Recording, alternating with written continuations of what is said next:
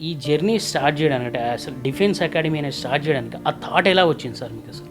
ఏది సాధించినా టీనేజ్లోనే సాధిస్తే అవును సార్. వాళ్ళు లైఫ్లో తొందరగా సెట్ అవుతారు. అవును. దానికి బెస్ట్ చాయిస్ అనేది డిఫెన్స్ సెక్టర్ జాబ్సే. 16.5 yearsలో స్టార్ట్ అయ్యే జాబ్ రిక్రూట్మెంట్ ఏదైనా ఉంది అంటే డిఫెన్స్ ఆర్మీ. అది జస్ట్ ఆర్మీ, నేవీలలో ఉన్న సాధ్యమవుతుంది.